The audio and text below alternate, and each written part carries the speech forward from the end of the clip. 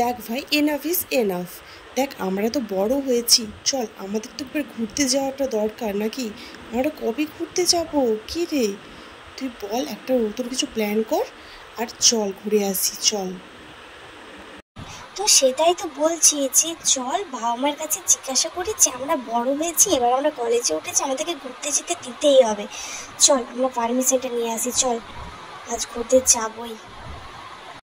দেখ আমি তো আমার হাজব্যান্ডের কাছ থেকে পারমিশন পেয়েই যাব, কিন্তু আমি কি বলছি বলতো, যে আমরা শুধুমাত্র দুজন যাব, শুধুমাত্র দুজন বেস্ট ফ্রেন্ড, কোনো হাজব্যান্ড না, বুঝলি তো? চল, শুধু আমি আর তুই, আর অন্য কেউ যাবে না, ওকে? অফকোর্স চল, দেখ আমাদের এখনো বাচ্চা টাচ্চা হয়নি, এইটাই হচ্ছে আমাদের একটা ঘোরার সময়।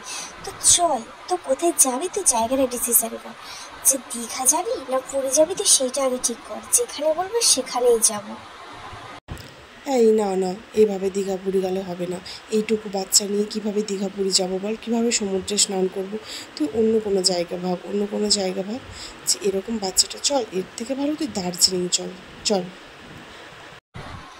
দার্জিলিং? না না, এইটুকু বাচ্চাকে নিয়ে দার্জিলিং কিভাবে যাবো, ওর তো ঠান্ডা লেগে যাবে। তো এভাবে এরকম ঠান্ডা দেশে এইটুকু বাচ্চাকে নিয়ে যাওয়া যায় নাকি? না না, দার্জিলিং যাওয়া যাবে না। দেখ, এটা কিন্তু 1 বছর আগে থেকেই ঠিক হয়েছিল, তুই এখন এত ঝুলাচ্ছিস কেন? দেখ আমি কিন্তু কোনো কিছু ঝুলাচ্ছি না। আমার এক ছেলের অফিস, আর এক ছেলে এইচএস পরীক্ষা দেবে, তো তাদেরকে অফিস পাঠানো, রে দেবে, রে খাওয়ানো, বাচ্চাদেরকে পড়াশুনো করানো, এইসব করতে করতেই আমাকে এত ঘুরতে হচ্ছে। তো আমি ঘুরতে যাওয়ার সময় কোথায় পাবো তুই বল? দেখ এদিকে আমার বয়সটাও তো হচ্ছে।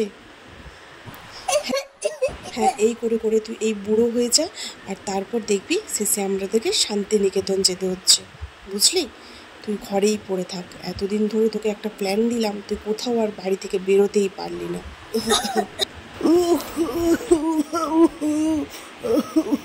আরে শান্তিনিকেতন তো অনেক দূর হয়ে যাচ্ছে রে, এই বয়সে আর বোধহয় ট্রেনে চাপতে পারবো না রে।